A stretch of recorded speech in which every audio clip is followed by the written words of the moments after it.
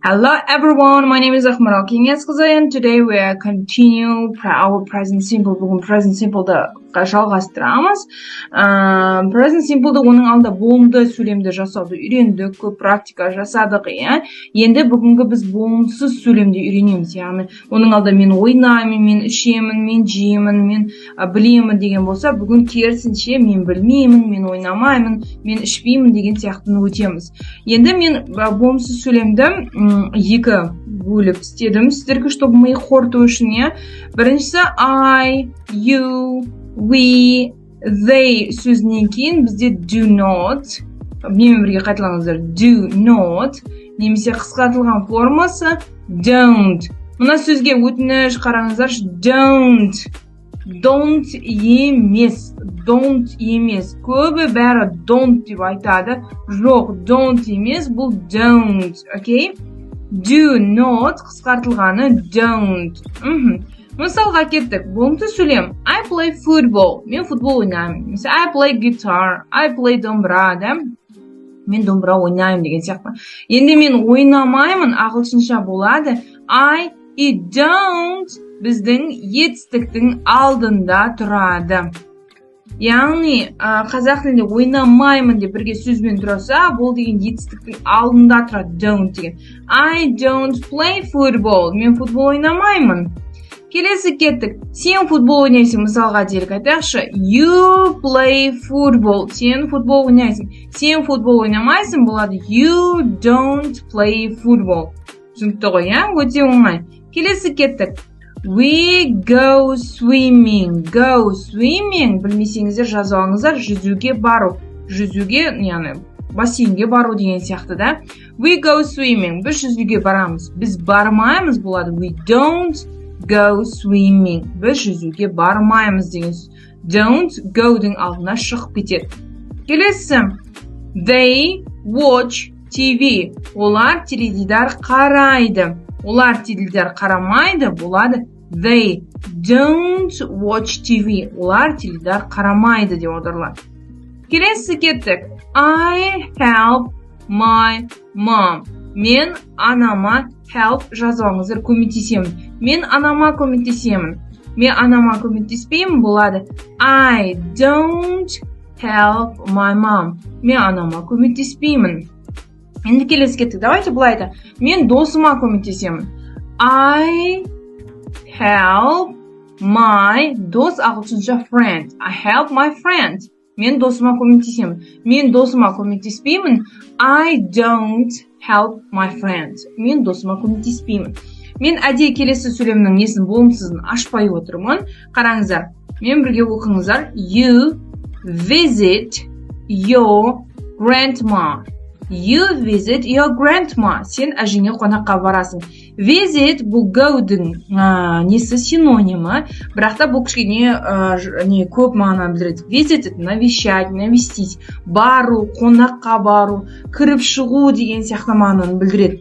Енді мен айтамын, мен, то есть сен әжеңе қонаққа бармайсың деп айтатын болсам, you don't visit your grandma. Қараңыз. You don't visit your grandma болады. Қазір көрсетемін сіздерге, қараңыздар. Келесі сөйлемдікін әнте көрсетпейінші, иә? Қараңыздар. We have a music lesson on Tuesday. Tuesday бізде екінші күн, сейсенбі.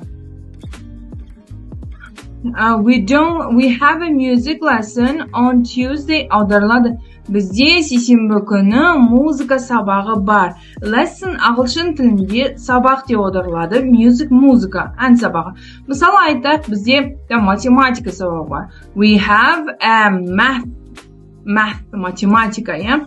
Math lesson on Tuesday. Бізде сейсенбі күні музыка сабағы бар. Егер де апта күндерін білмейтін болсаңыздар, маған чатқа айтыңыздар, немесе пікірге айтыңыздар, мен сіздерге міндетті түрде оларды қалай оқылу керек екенін, жазылу керек екенін видео жіберетін боламын. Ол өте оңай. Немесе YouTube-тан қарап алсаңыздар болады. Ол тоже оңай. Яғни түс сияқты, сан сияқты бұл да оңай нәрсе, иә?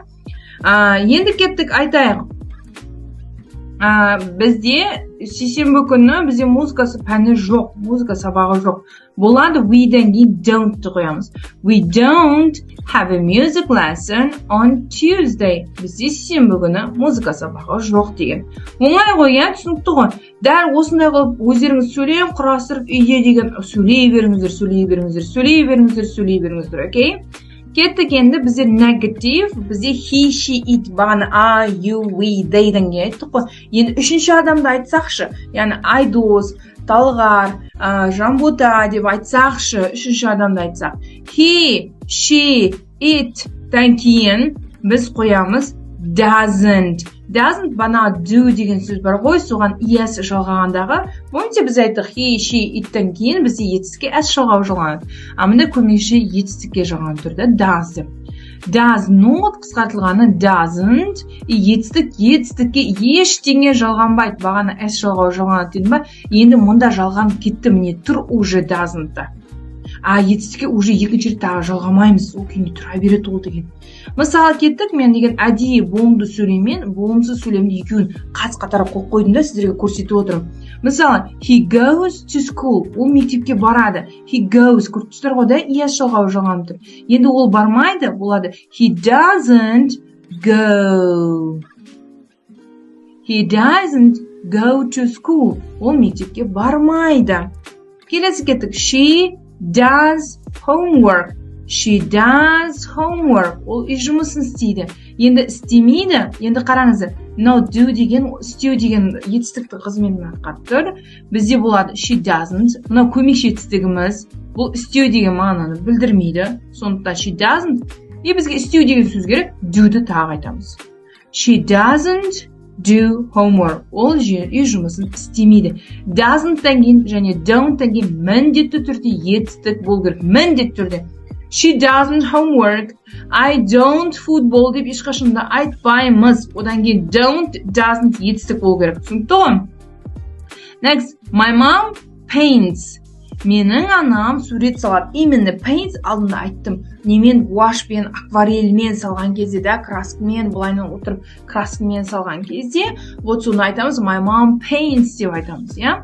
Егер де менің мамам сурет салмайды, my mom doesn't paint.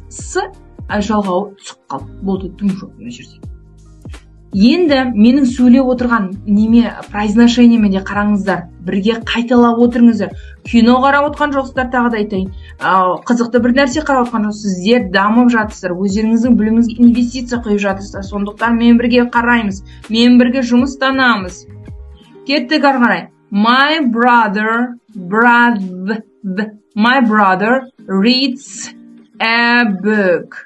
Менің інім кітап оқиды. Менің інім кітап оқымайды. My brother doesn't read. Көріп тұрсыздар да, дым жоқ. My brother doesn't read a book. Менің інім, немесе менің ағам кітап оқымайды. Менің сөйлемді аударып отырғаныма қараңыздар. Мен оқымады, немесе оқып жатырған жоқпын деп тұрған жоқпын. Present simple бұл бізде қайталанып жатырған іс әрекет. Сондықтан біз оны не істейміз? Қайталанып тұрған формада аударамыз. Менің ағам жалпы вообще мүлдем кітап оқымайды деген мағынада келіп тұр мына жерде. Next кеттік. Енді адамның атын қояйын да. Russell listens to music. Russell музыка тыңдайды. Russell музыка тыңдамайды. Russell doesn't listen. Көрдіңіз ғой, иә? Listen'нен кейін окончание s жалғауын қоймаймыз. Listen to music. Russell музыка тыңдамайды деген мағынаны білдіреді.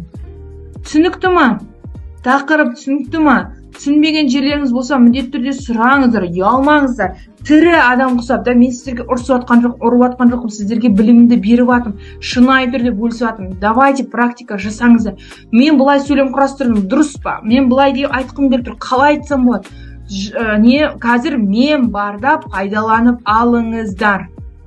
Күнмен төлем. Так, мен ыдыс жумаймын деп айтсам қалай болады? Мен кофе ішпеймін деп айтсам қалай болады? Немесе менің ағам деген, менің әкем деген ет жемейді десе қалай болады? Бәрін сұраңыздар. Бәрін өзіңіз құрастырыңыз. Мен бұлай істегім келіп тұр.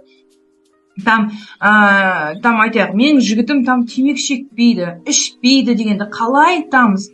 Соның бәрін маған жазып жіберіңіздер. Мен бұлай айтқым келіп тұр мына сөйлемде. Дұрыс па мен құрастырып жатқан?